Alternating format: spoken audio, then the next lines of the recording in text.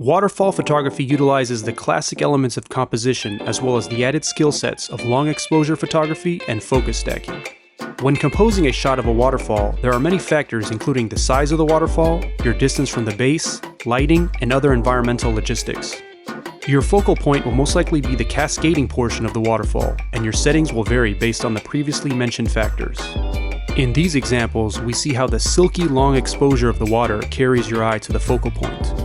While it isn't a rule that waterfalls have to be shot at long exposures, it does add one level of separation from your average tourist taking the same shot with a cell phone.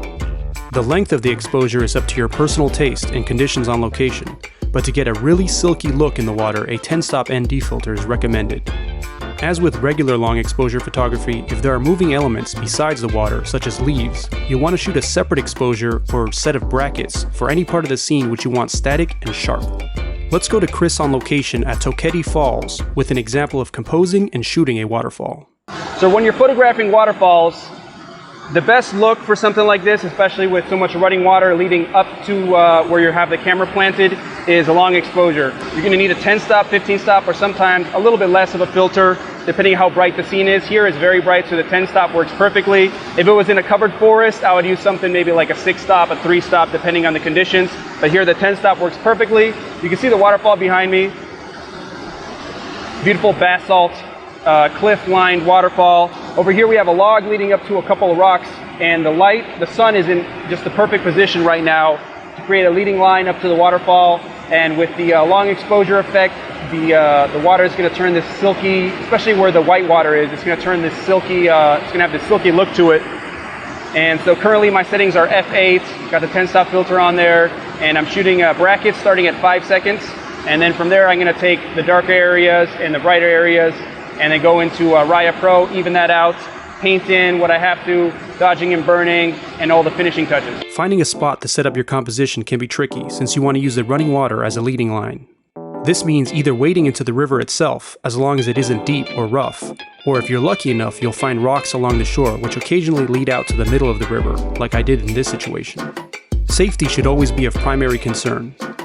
Depending on the size and your proximity to the waterfall, one of the biggest challenges you'll face is water vapor. Having high-quality weather-sealed gear is optimal. It can be difficult to even compose your shot if the water vapor accumulates on the lens, let alone shoot a multiple-second exposure. My essential accessories when shooting waterfalls in these situations are a lens cloth, microfiber towel, and a small chamois type of towel. Let's go to Chris on location at Tumalo Falls for tips on shooting in wet conditions. A common problem you'll have when photographing waterfalls, such as Tumalo Falls behind me, is the intense amount of water spray. So having a weather sealed camera is key. There are ways around it if you cover, there's rain covers, rain jackets for your camera.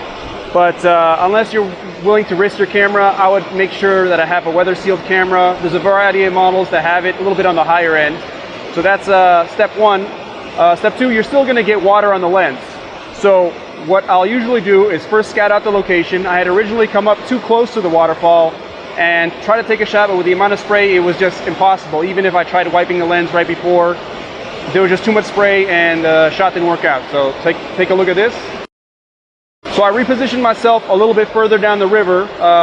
Luckily found a composition where I still had the waterfall and the river leading down towards where the camera was. Another technique is to cover up your camera until you reach the point at which you're going to take the photo. I have this microfiber towel that I use to cover it. I also carry a couple of these. One is a microfiber cloth, the other one is this kind of chamois type small handkerchief that is super absorbent. So I'll wipe off the water with the chamois and then use the microfiber to finish any little bit of streaking that's on there. And in between shots, right before shots, I'll use that to keep the lens clean, because you're going to be shooting a long exposure and it's inevitable that even at this distance there's a little bit of spray in the air and it's going to get your lens wet. So have some cloths ready to deal with it. As mentioned earlier, you might have to focus stack and/or bracket your waterfall photos. In any case, it's best to overshoot on location, then realize later in post that your foreground or background is blurry.